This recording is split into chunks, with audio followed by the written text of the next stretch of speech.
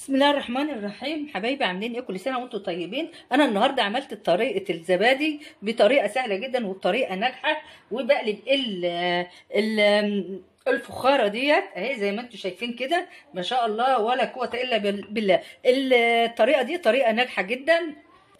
ليه؟ الزبادي متماسك زي ما انتم شايفينه كده وما بيقعش.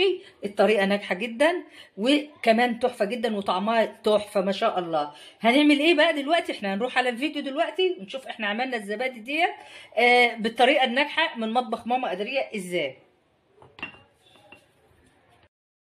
بسم الله الرحمن الرحيم. ازيكم حبايبي عاملين ايه؟ كل سنه وانتم طيبين. اهلا بيكم في فيديو جديد ووصفه جديده من مطبخ ماما قدريه. الوصفه دي ايه يا ماما قدريه؟ الزبادي.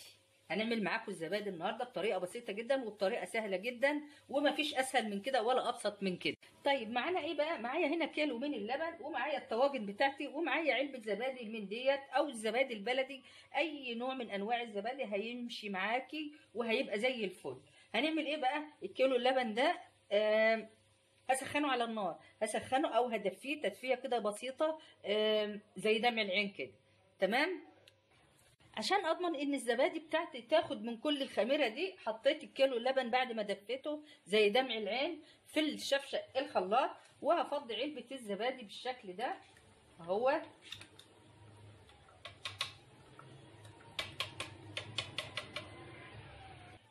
وعلى الخلاط على طول. طبعا انا حطيت اللبن بالوش بتاعه. عندنا اطفال صايمه ويعني ما ينفعش نشيل ايه وش اللبن. خلاص كده اضربه بقى وارجع لكم تاني.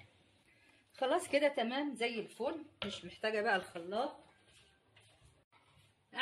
اعمل ايه بقى؟ معايا هنا الصينيه بتاعتي اهي بالشكل ده كده اهو. نعدل الكاميرا كده حبه اهي. ومعايا كمان ميه غلياها على البوتاجاز، بس لما نصب الاول ايه الزبادي بتاعتنا بالشكل ده.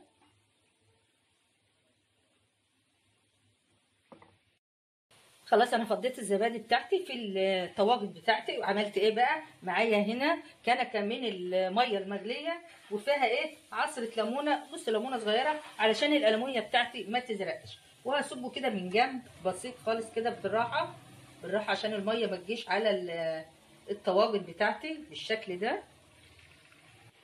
اي فوطه نضيفه بقى او بطانه نضيفه تكون ايه مخصوص للزبادي، بغطيها كويس قوي. وبعمل ايه؟ فرن البوتاجاز مولعاه بقاله 10 دقايق، هطفيه وهحطها فيه، وبعد كده 4 ساعات كده ونشوف الزبادي التحفه بتاعتنا هتبقى شكلها عامل ايه. هنا بقى حبايب قلبي نشوف الزبادي اللي عملناها بطريقه بسيطه جدا وسهله جدا ومفيش احلى من كده. الله ما شاء الله ولا قوة إلا بالله. جميلة جدا زي العسل ما شاء الله زي ما انتم شايفينها كده. الله اهي.